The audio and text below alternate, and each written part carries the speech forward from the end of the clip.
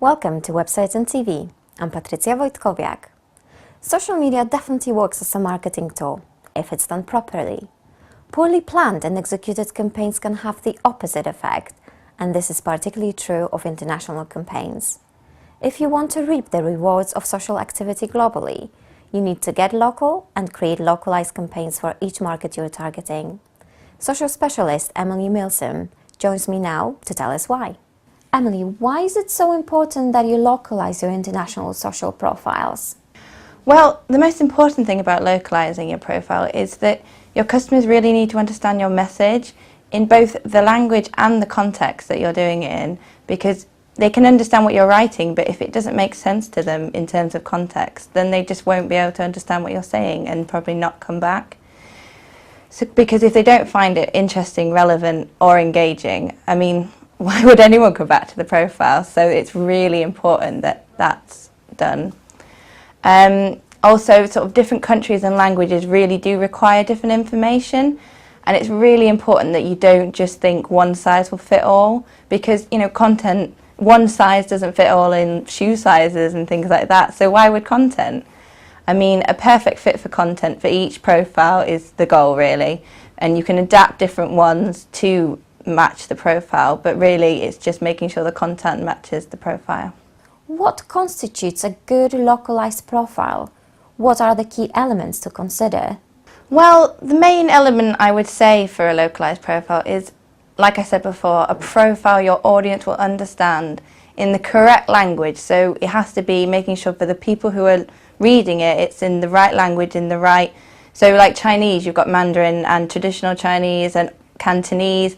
So you really need to make sure the people who are reading it in the language that they understand, and also on a level they understand. So if you have a profile that's an international but it's quite a technical one, you need to make sure the language is matching that. But if it's a normal audience who would probably need something a bit more basic, basically you would probably need to adjust the language to a level they understand in the correct language.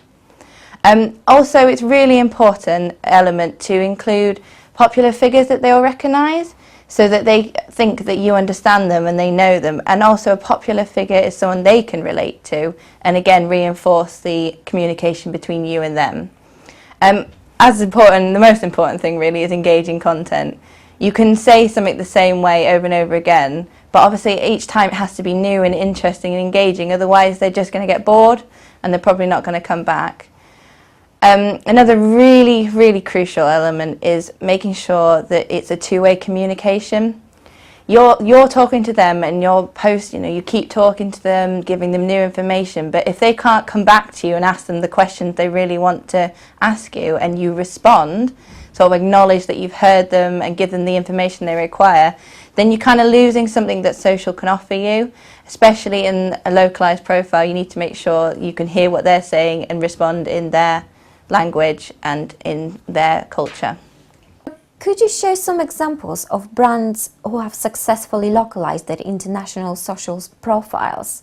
Well, obviously, as you would expect, a lot of the major players, sort of the big brands, Coca-Cola, Nokia, Topshop, which is a UK sort of clothing company, and also sort of big brands such as McDonald's, they've already really clued into this international profiles, localizing them, giving them offers that work in their country, talking to them in their language. They've also got really high levels of customer service which they put through their social profiles. But there are a few smaller players. I've got two examples that I would probably mention. There's one called Burt's Bees, which is it's a healthcare brand that started in the US and they've grown across the world.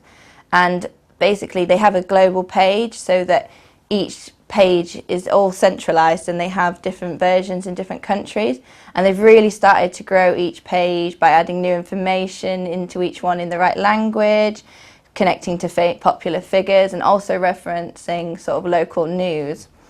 But a different version of that kind of localized profile is Bradley, which is a handbag brand.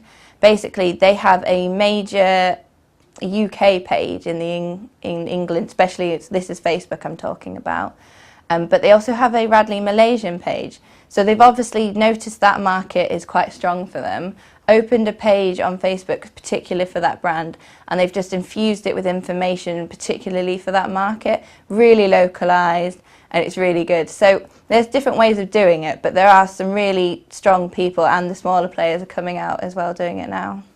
What are the key tips you would give anybody planning to go international with their social strategy? I've got a few tips. I think my major one would be ensure that you post regularly.